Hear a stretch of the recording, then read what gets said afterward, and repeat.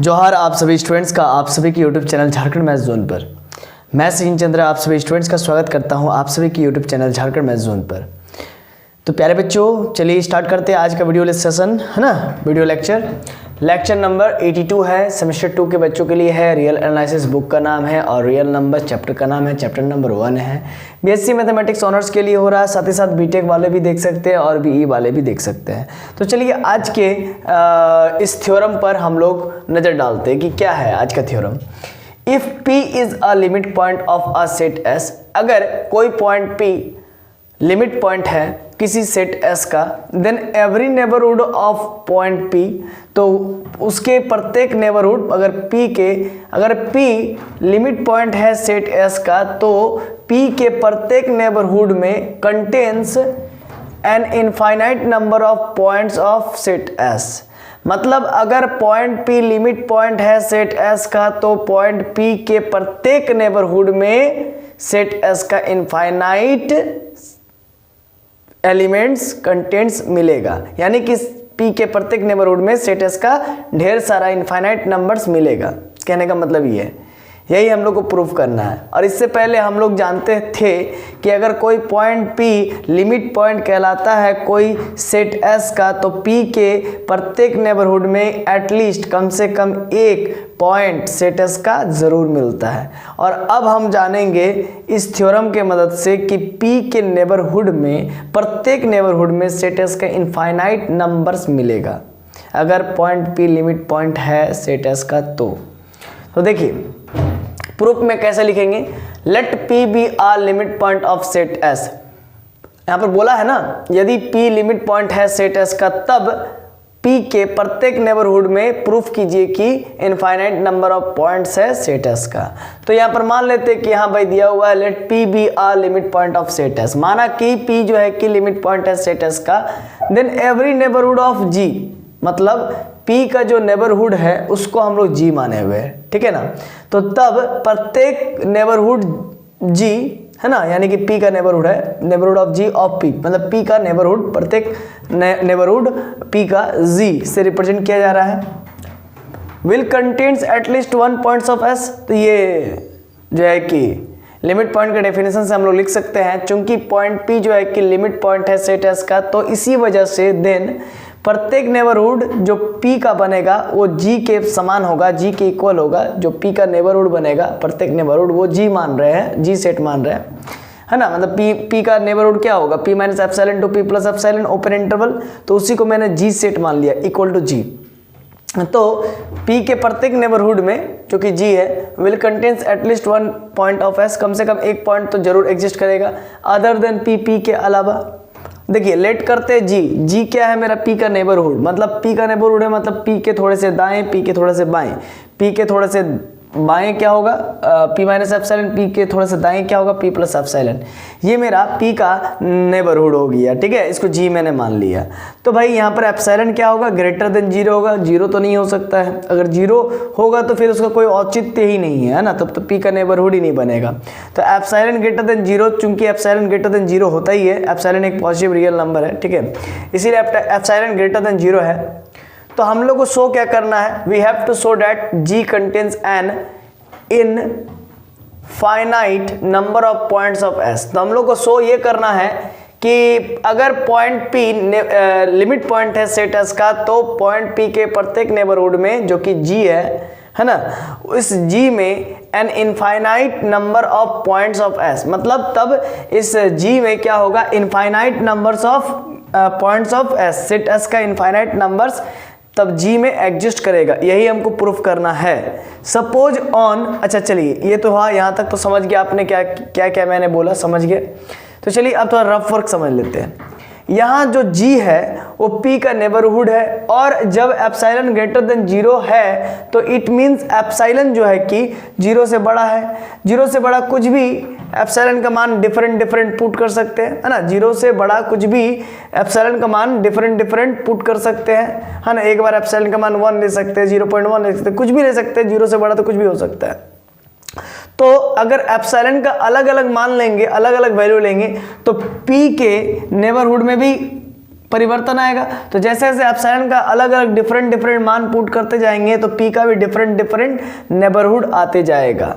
तो पी का भी नेबरहुड तो जी है, तो यहाँ पर सिंपल सा समझिएगा, डिफरेंट पुट कर सकते हैं। तो पी का भी नेबरहुड तो जी, तो नेबरहुड जो जी है वो भी डिफरेंट आ सकता है, आने लगेगा। अगर पी का एप्सिलॉन का मान चेंज होगा तो उसमें सिंपल सा लॉजिक है कि पी का नेबरहुड का मान भी चेंज होगा, अलग अलग मिलेगा। तो मतलब जी अलग अलग मिलेगा, है ना, मतलब कि अलग अलग सेट मिलेगा, तो पी के अलग अलग नेबरहुड मिलेंगे, तो डिफरेंट आ सकता है। तो जी एवरी नेबरहुड ऑफ पी, तो उस केस में अलग अलग नेबरहुड आएगा पी का जो कि जी होगा। तो जी जो नेबरहुड होगा पॉइंट पी का, तो यानी कि पॉइंट पी का प्रत्येक नेबरहुड में तब, है ना, एवरी नेबरहुड ऑफ पी के बारे में बता दे रहा है। तो यहाँ पर जी क्या है, तो जी जो है कि पॉइंट पी का प्रत्येक नेबरहुड को इंडिकेट करने वाला एक फैक्टर है, एक रिप्रेजेंटेटिव है, समझ लीजिए। मतलब पॉइंट पी के प्रत्येक नेबरहुड को, मतलब एवरी, ईच एंड एवरी, है ना, नेबरहुड को रिप्रेजेंट करने वाला जो फैक्टर है वो मेरा कैपिटल जी है ना, पी के बारे में बता दे रहा है। अब आइए आगे समझिए। इसको प्रूफ करने के लिए, किसको प्रूफ करने के लिए, इसको मतलब कि अगर कोई पॉइंट पी लिमिट पॉइंट है सेट एस का, तो उस पॉइंट पी के नेबरहुड में सेट एस का इनफाइनाइट पॉइंट एग्जिस्ट करता है। इसको प्रूफ करने के लिए कि पॉइंट पी के नेबरहुड में, प्रत्येक नेबरहुड में सेट एस का इनफाइनाइट पॉइंट एग्जिस्ट करता है, इसको प्रूफ करने के लिए इसका उल्टा मान लेते हैं। क्या मान लेंगे कि जो पॉइंट पी का नेबरहुड जिसको माने हैं, पॉइंट पी का every, each and every neighbourhood किसको माने हैं, जी को माने हैं। तो यानी कि जी सेट में does not contains infinite number of points of set S. हमको प्रूफ ये करना है कि पी के प्रत्येक नेबरहुड में, अगर पी लिमिट पॉइंट है सेट एस का, तो हमको ये प्रूफ करना है कि पी के प्रत्येक नेबरहुड में, ईच एंड एवरी नेबरहुड में सेट एस का इनफाइनाइट पॉइंट एग्जिस्ट करता है। लेकिन जस्ट हम इसका उल्टा मान लेंगे और मानने के बाद दिखा देंगे कि कहीं ना कहीं हमको कंट्राडिक्शन मिल जाएगा, विरोधाभास मिल जाएगा, मतलब ऐसा होना चाहिए था लेकिन ऐसा नहीं हो रहा है। तो फिर हम लोग सीधा सीधा कह देंगे कि जो हमने माना था वो हमारा मानना भूल था, अतः ऐसा नहीं हो सकता है। इसी वजह से जैसे कि मान लेंगे ना कि जी सेट में फाइनाइट नंबर एग्जिस्ट नहीं करेगा, ऐसा मान लेंगे अगर, लेकिन हमको प्रूफ करना है कि जी सेट में सेट एस का इनफाइनाइट नंबर एग्जिस्ट करेगा, लेकिन मान लेंगे कि नहीं करेगा इनफाइनाइट नंबर एग्जिस्ट, फाइनाइट करेगा। तो अगर हमने मान लिया और कहीं कंट्राडिक्शन मिल गया तो इसका मतलब हमने माना था फाइनाइट होगा, जबकि ऐसा नहीं हुआ, कहीं ना कहीं कंट्राडिक्शन मिल जाएगा। इसकी वजह से हम लोग कहेंगे कि जी सेट में, मतलब जो कि पी का नेबरहुड है, उसमें इनफाइनाइट पॉइंट सेट एस का मिलेगा। इस प्रकार से हम लोग कह पाएंगे। तो देखिए, इसको प्रूव करने के लिए कि पॉइंट पी अगर लिमिट पॉइंट है सेट एस का, तो उसके प्रत्येक नेबरहुड में इनफाइनाइट पॉइंट्स एग्जिस्ट करता है सेट एस का। तो इसको प्रूव करने के लिए इसका उल्टा मान लेते हैं कि G does not contains infinite number of points of set S. तो इसको हम लोग क्या मान लेते हैं कि जी जो है does not contains, G does नहीं कंटेन करेगा, है ना, infinite number of points of S. Set S का इनफाइनाइट नंबर्स कंटेंट्स नहीं करेगा, है ना, सेट एस का इनफाइनाइट नंबर्स कंटेंट नहीं करेगा, ऐसा मान लेते हैं जी सेट में। क्योंकि जी तो क्या है, जी तो प्रत्येक नेबरहुड को, each and every neighbourhood of point P को रिप्रेजेंट करने वाला एक रिप्रेजेंटेटिव है। तो इसका उल्टा मान लिए कि सेट एस का जो है कि इनफाइनाइट पॉइंट्स जी में कंटेंट नहीं है। तो जब जी में इनफाइनाइट नंबर ऑफ पॉइंट्स नहीं है, तो जब number infinite number of points नहीं है सेट एस का, तो इसका मतलब फाइनाइट नंबर ऑफ पॉइंट्स जरूर होगा सेट एस का, है ना। तो फाइनाइट नंबर ऑफ पॉइंट्स होगा, है ना। तो चलिए से बोलिए कि सेट एस में, सेट जी में, सेट ऑफ जी में, है ना, मतलब जो कि पी का नेबरहुड है, उसमें मान लेते हैं कि finite number of points exist करेगा। तो मान लेते हैं P1, P2, P3 ... Pn तक एक finite number of points exist कर रहा है। और Pn का वैल्यू एक निश्चित होगा, 10 तक जाएगा, 15 तक जाएगा। ऐसे में तो अगर मान लीजिए infinite number of points exist करता तो फिर उसको हम लोग काउंट ही नहीं कर पाते, लेकिन यहाँ तक हमको मालूम रहेगा कि हाँ 10 तक जाएगा या 15 तक जाएगा या 25 तक जाएगा।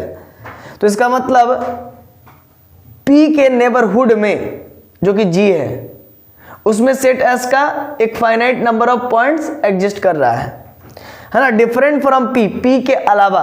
तभी तो मेरा पॉइंट P जो है कि लिमिट पॉइंट कहला रहा है सेट S का। तो P के अलावा, तो P के अलावा डिफरेंट फ्रॉम P, यहां तक समझ में आ गया। और चलिए इसके बाद वाला चीज को समझने के लिए जो है कि आगे का वीडियो में समझना पड़ेगा, लेकिन यहां पर ये चीज हमने समझाया नहीं, इसको भी समझ लीजिए थोड़ा सा।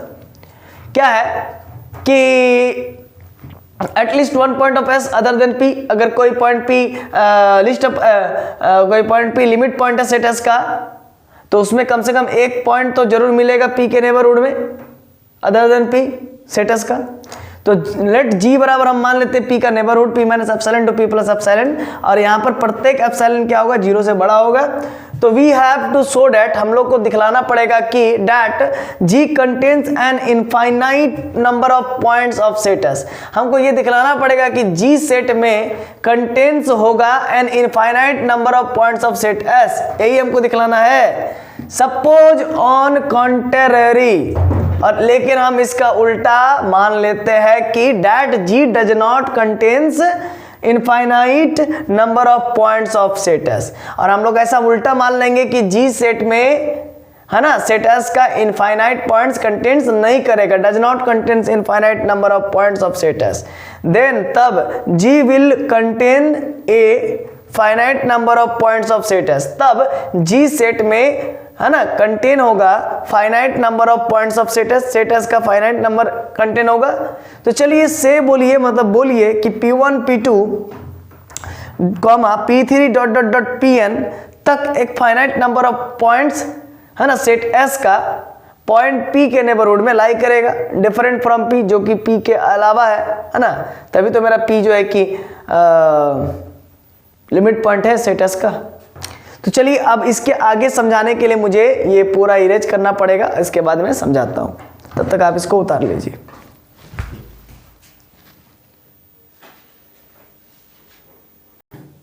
तो चलिए अब आगे की ओर मूव करते हैं।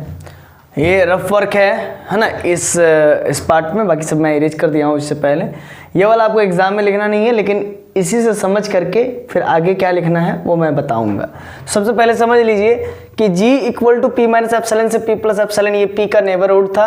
तो मैंने क्या किया कि P1 P2 P3 और dot dot dot Pn finite numbers मान लिया है कि सेट S में भी ये पॉइंट्स बिलोंग करता है, एग्जिस्ट करता है, और यही नंबर्स फाइनाइट नंबर्स G में भी बिलोंग करता है, क्योंकि मैंने अभी भी माना है कि G में जो सेट S का इनफाइनाइट पॉइंट्स एग्जिस्ट नहीं करता है। मैंने माना है कि सेट S का फाइनाइट पॉइंट्स एग्जिस्ट करता है, उसको उल्टा मान लिया है। तो डिफरेंट फ्रॉम P, ये जो P1 P2 P3 dot dot dot Pn तक है, ये P से अलग है, P के अलावा अलग है ना। मैं समझाने के लिए, जस्ट मैं समझाने के लिए इस P1 P2 P3 dot dot dot Pn तक एक फाइनाइट पॉइंट्स है, ठीक है ना, सेट S का जो कि नेबरहुड ऑफ P में भी लाई कर रहा है। तो मैं समझाने के लिए, जस्ट समझाने के लिए 3 एलिमेंट को कंसीडर करूंगा, 3 एलिमेंट को P1 P2 P3 dot dot dot Pn से 3 एलिमेंट को मैं पिक करूंगा, उठा लूंगा। तो अब समझिए ये P का नेबरहुड P माइनस एप्सिलॉन से P प्लस एप्सिलॉन, और इसी को मैं G नाम दे दिया हूं, और epsilon distance right hand side और epsilon distance left hand side में है। तो फिलहाल सेट S का 3 एलिमेंट P1 P2 P3 मान रहा हूं अदर देन P के अलावा, जो कि P का नेबरहुड G में बिलोंग करता है, और साथ ही साथ ये P1 P2 P3 set S में भी लाई करता है। तभी तो मेरा P जो है कि लिमिट पॉइंट है सेट S का। अब देखिए ये P प्लस एप्सिलॉन, ये P माइनस एप्सिलॉन, और ये पॉइंट P यहाँ पर है, ठीक है। और इससे जस्ट बाद P2 में एक पॉइंट को मैं सजा रहा हूँ, P1 P2 P3 लिया तो हूँ, तो अब इसको सजाना भी तो पड़ेगा। मान लेते P2 यहाँ पर है, मान लेते P3 यहाँ पर है, मान लेते P1 यहाँ पर है। तो देखिए ध्यान दीजिएगा, P1 और P और P3 के बीच का जो डिस्टेंस है, P में से P3 घटा दीजिए। आप बोलिएगा P3 बड़ा है, ठीक है, कोई दिक्कत नहीं है। तो नेगेटिव वैल्यू आएगा तो उसका मॉडुलस निकाल करके उसका पॉजिटिव वैल्यू हो जाएगा, ठीक है। और ये P है, ये P2 है, दोनों का हम डिफरेंस निकालेंगे P1 minus P minus P2, तो इसका मॉडुलस निकालेंगे, पॉजिटिव में कन्वर्ट हो जाएगा। P1 इधर लेस देन है ना, और P बड़ा है, तो P में से P1 माइनस करेंगे तो यहाँ पर पॉजिटिव ही आएगा, लेकिन तो भी मॉडुलस लगा दिए।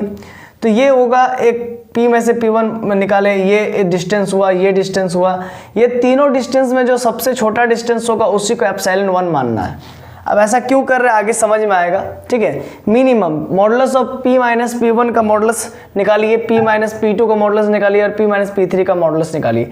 इन डिस्टेंस में से एक डिस्टेंस ही निकलेगा एक्चुअली में, है ना। तो इन डिस्टेंस में से जो सबसे छोटा रहेगा, है ना, उसी को मिनिमम मानेंगे, है ना। तो जो सबसे छोटा डिस्टेंस आएगा उसी को एप्सिलॉन 1 मानना है। तो एप्सिलॉन 1 क्या है, तो minimum of this 3 distance, P minus P1 का मॉडुलस, P माइनस P2 का मॉडुलस, P माइनस P3 का मॉडुलस में से जो सबसे छोटा होगा उसी को हम एप्सिलॉन 1 मानेंगे। अब समझिए फिर से एक बार P का जो नेबरहुड बन रहा है, P minus epsilon, P plus epsilon, P3 यहाँ पर कंसीडर कर लीजिए, P2 को यहाँ पर कंसीडर कर लीजिए, P1 को यहाँ पर कंसीडर कर लीजिए। अब P में से P2 घटा रहे हैं, ठीक है, इसका मॉडुलस यहाँ पर हो रहा है, तो सबसे मिनिमम डिस्टेंस तो यही है, हाँ, देखने से भी लग रहा है। और इधर P प्लस, है ना, इधर P माइनस P2 हो रहा है इस जगह पर आप देखिए। तो इसी डिस्टेंस को मैं एप्सिलॉन 1 मान लूँगा, क्योंकि यही तो मेरा सबसे स्मॉलेस्ट डिस्टेंस है।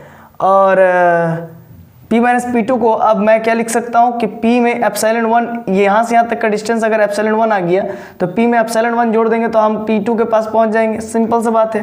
ठीक है, उसी प्रकार से P में अगर एप्सिलॉन घटा देंगे तो ये पॉइंट के पास पहुँच जाएंगे, इस पॉइंट के पास, ठीक है, क्लियर है। देखिए चौक से समझा जाते हैं, इस पॉइंट के पास पहुंच जाएंगे, P में से एप्सिलॉन घटा देंगे और P में से एप्सिलॉन जोड़ देंगे P में, तो इस पॉइंट P2 के पास पहुंच जाएंगे। तो ये यहाँ से लेकर के यहाँ तक G सेट माना हुआ हूँ मैं, है ना, क्योंकि ये P माइनस एप्सिलॉन से लेकर के P प्लस एप्सिलॉन P का ही नेबरहुड है। तो अब P का एक नया नेबरहुड बन रहा है, आप देख सकते हैं P को कंटेंट करने वाला एक ओपन इंटरवल मिल गया P माइनस एप्सिलॉन 1 से लेकर के P प्लस एप्सिलॉन 1। इसी वजह से P minus epsilon 1 comma P plus epsilon 1, ये ओपन इंटरवल एक नया नेबरहुड बन गया पॉइंट P का। तो भाई ध्यान दीजिएगा, सिंस एप्सिलॉन 1 क्या है, तो एप्सिलॉन 1 P माइनस P2 का मॉडुलस है ना, तो P माइनस P2 का मॉडुलस है। नेबरहुड ऑफ P का नेबरहुड कौन है, तो अब नया नेबरहुड हो गया, पहले कौन था, तो P माइनस एप्सिलॉन से P प्लस एप्सिलॉन, अभी भी है, लेकिन P माइनस एप्सिलॉन 1 और P प्लस एप्सिलॉन 1 भी नया नेबरहुड बन गया। अब सिंस G मेरा पहले से था P माइनस एप्सिलॉन से P प्लस एप्सिलॉन, तो आप समझिएगा G सेट में S सेट का सिर्फ 3 एलिमेंट था, P1 P2 P3। आप बात को समझिएगा, G ये G का सेट हुआ, है ना, मतलब कि कहने का मतलब P का नेबरहुड हुआ, यानी कि G का सेट यानी कि P का नेबरहुड। तो P के नेबरहुड में मेरा P1 भी था, P2 भी था और P3 भी था। देखिए G का सेट यहाँ से लेकर यहाँ तक है, इसमें मेरा P1 भी है, P2 भी है और P3 है, और साथ ही साथ ये जो P1 P2 P3 ये सेट S का भी एलिमेंट्स है। इसी वजह से सेट S का कुछ ना कुछ एलिमेंट मिल रहा है P के नेबरहुड में, यानी कि G में, other than P, therefore P is called limit point of set S। But अब जब नया हम P का नेबरहुड बना रहे हैं P माइनस एप्सिलॉन 1 से लेकर के P प्लस एप्सिलॉन 1, तो आप देख सकते हैं कि ये ना तो P, ये आप देखिए ये P माइनस एप्सिलॉन 1 और P प्लस एप्सिलॉन 1 नया नेबरहुड बन गया P का। तो इस नए नेबरहुड ऑफ P में ना तो P1 है, यहाँ से देखिए, यहाँ से लेकर के यहाँ तक में ना तो यहाँ पर P1 है, ना तो यहाँ पर P2 है, ना तो यहाँ पर P3 है, और यहाँ पर P2 भी है, तो ये तो बाहर में एक्सक्लूडेड टर्म है ना। तो कुल मिला के देखा जाए, ना तो यहाँ पर P1 है, ना तो यहाँ पर P2 है, ना तो यहाँ पर P3 है ना। तो यहाँ पर एक थ्योरी फेल हो रहा है कि P मेरा जो है कि लिमिट पॉइंट था पहले, क्योंकि P1 P2 P3 3 point set S का P के नेबरहुड में लाई कर रहा था, इसी वजह से। लेकिन अब P के नेबरहुड में ना तो P1 है, ना तो P2 है, ना तो P3 है। इसी वजह से हम लोग कहेंगे कि अब P मेरा लिमिट पॉइंट नहीं है सेट S का। लेकिन हमने तो क्या माना था कि सेट S का P जो है कि लिमिट पॉइंट है ना, सेट S का P जो है कि लिमिट पॉइंट है ना। तो यहाँ पर कहीं ना कहीं कंट्राडिक्शन मिल गया एक, है ना। G सेट में सेट S का सिर्फ 3 एलिमेंट था, P1 P2 P3। अब देखिए, तो अब बताइए P के नए नेबरहुड में P माइनस एप्सिलॉन 1 और P प्लस एप्सिलॉन 1 में सेट S का कोई एलिमेंट होगा? सेट S का कौन कौन एलिमेंट था? P1 P2 P3। तो क्या सेट S का P माइनस एप्सिलॉन और P प्लस एप्सिलॉन P के नए नेबरहुड में क्या सेट S का कोई एलिमेंट होगा? तो एक भी नहीं है। तो P के नए नेबरहुड में ना तो P1 है, ना तो P2 है, ना तो P3 आ रहा है, कोई नहीं आ रहा है जो कि सेट S का एलिमेंट हो, जो कि सेट S का एलिमेंट हो, वो P के नेबरहुड में, अब P के नए नेबरहुड में नहीं आ रहा है, नहीं आ रहा है, तो एलिमेंट हो तब तो P सेट S का लिमिट पॉइंट नहीं कहलाएगा, है ना, नहीं कहलाएगा, यही डेफिनेशन है। क्योंकि पॉइंट P के अदर देन, P के अलावा P के नेबरहुड में, है ना, सेट S का तो मिलना चाहिए था कुछ ना कुछ पॉइंट, तभी तो P को हम लोग लिमिट पॉइंट कहेंगे। और थ्योरम में दिया हुआ कि P is a limit point, theorem में दिया हुआ कि P is a limit point, और यहाँ पर P फिर लिमिट पॉइंट नहीं हो रहा, तो यानी कहीं ना कहीं हमको कंट्राडिक्शन मिल रहा है ना। तो जो कि सेट S का एलिमेंट हो तब तो P सेट S का लिमिट पॉइंट नहीं कहलाएगा, जबकि हमने पहले ही मान रखा है कि P is a limit point of set S। Then यहाँ कंट्राडिक्शन मिल रहा है, तो कहीं ना कहीं हमने जो माना है कि द नेबरहुड ऑफ P, तो हमने क्या माना था कि नेबरहुड ऑफ P के नेबरहुड जो कि G है, उसमें इनफाइनाइट पॉइंट्स ऑफ नंबर्स नहीं है सेट S का, उसमें हमने ये मान रखा था, है ना, हमने ये मान रखा था कि हमने ये मान रखा था कि P के नेबरहुड में सेट S का इनफाइनाइट नंबर ऑफ पॉइंट्स नहीं है, बल्कि इसका उल्टा मान लिया था कि सेट S का finite number of points P के नेबरहुड में है। तो ऐसा मानने से हम लोग को यहाँ पर एक कंट्राडिक्शन मिल गया। क्या मिल गया कि P यहाँ पर लिमिट पॉइंट नहीं होने का एक कंट्राडिक्शन मिल गया, जबकि थ्योरम में दिया हुआ है कि P is a limit point. तो यानी कि थ्योरम के हम लोग विपरीत कार्य कर दिए, और ये ऐसा उल्टा उटपटांग काम क्यों हो गया, ये गलती क्यों हो गया? क्योंकि जरूर हम लोग के मानने में गड़बड़ी हुई होगी, हमने जो माना था वही गड़बड़ हुआ होगा कि मान लिया था कि P के नेबरहुड में finite number of point set S का एग्जिस्ट करता है, जबकि P1 P2 P3 dot dot dot Pn तक फाइनाइट नंबर ऑफ एलिमेंट जो है कि सेट P के नेबरहुड में सेट S का एग्जिस्ट करता है, ऐसा हमने मान लिया था। इसका मतलब हमने माना ही गलत था। इसका मतलब infinite number of points P के नेबरहुड में सेट S का एग्जिस्ट करेगा, तो वही मैं लिखा हूँ। हमारा मानना ही तब गलत हो सकता है। इसका मतलब नेबरहुड ऑफ P G था, तो does not contains infinite number of points of set S। यही हमने माना था कि P का नेबरहुड G में कंटेन नहीं करता है infinite number of points of set S, यही हमने माना था। यही मान करके गलत कर दिया था, है ना, कि infinite number of point set G में, यानी कि सेट ऑफ G में, यानी कि नेबरहुड ऑफ P में एग्जिस्ट नहीं करता है। Infinite number of point set S का नेबरहुड ऑफ P में एग्जिस्ट नहीं करता है, यही हमने गलत कर दिया था, गलती हो गया हम लोग से, इसी वजह से कंट्राडिक्शन मिल रहा है। इसका मतलब ये कि infinite number of points exist करेगा, जरूर करेगा, 100% करेगा, क्योंकि जब नहीं करने का, अगर मान लीजिए इनफाइनाइट नंबर ऑफ पॉइंट्स नहीं करने का, है ना, कंट्राडिक्शन मिल रहा है ना, हम लोग जबकि माने थे कि infinite number of points exist नहीं करेगा, जबकि इसी का कंट्राडिक्शन मिल रहा है ना, इसी का कंट्राडिक्शन मिल रहा है, क्योंकि पॉइंट P यहाँ पर लिमिट पॉइंट नहीं हो रहा है। इसका मतलब हमने जो शुरू से माना है वो मानने में गड़बड़ हुआ होगा, इसीलिए पॉइंट P लिमिट पॉइंट नहीं हो रहा है, जबकि पॉइंट P तो थ्योरम में ही गिवन है कि वो लिमिट पॉइंट है।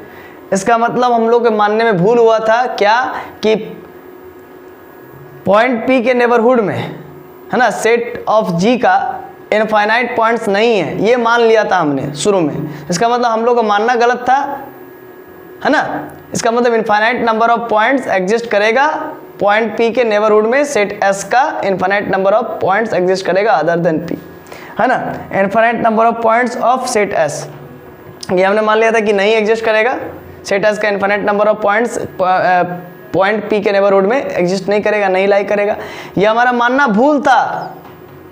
इसी वजह से हम लोग का यहाँ पर कंट्राडिक्शन मिल गया। इसी वजह से अब हम लोग कह सकते हैं कि पॉइंट P के नेबरहुड में, अगर पॉइंट P लिमिट पॉइंट है सेट S का, तो पॉइंट P के नेबरहुड में सेट S का infinite number of points exist करेगा। तो चलिए अब हम देख लेते हैं, वीडियो अगर लंबा हो गया होगा तो इसको यहाँ पर स्टॉप करके इसका एक नया पार्ट बना देंगे, ठीक है। 24 मिनट का ऑलरेडी हो गया। तो सुनिए बच्चों, ये जो है कि 24 मिनट का ऑलरेडी हो गया है, तो इस लेक्चर को मैं लेक्चर नंबर 82A, हाँ जी आपने सही सुना, इस लेक्चर को आप कर लीजिए लेक्चर नंबर 82A, इसको 82A करके छोड़ दीजिए, है ना। अब इसके बाद इसका एक दूसरा पार्ट बनाएंगे, इसका छोटा भाई पार्ट है ना 82B, तो उसमें आपको ये जो समझाया है मैंने इसको इंग्लिश में लिख करके वहां पर समझा दूंगा, और ज़्यादा नहीं, छोटा सा एक मतलब बनेगा, छोटा सा बनेगा, ठीक ना, छोटा सा ही लेक्चर बनेगा, इसके बाद पूरा खत्म हो जाएगा। तो चलिए मिलते हैं नेक्स्ट वीडियो लेक्चर में, तब तक के लिए जोहार, खुश रहिए, आबाद रहिए और एकदम पढ़ते रहिए। मिलते हैं नेक्स्ट वीडियो लेक्चर में, तब तक के लिए जोहार, लेक्चर नंबर 82B में।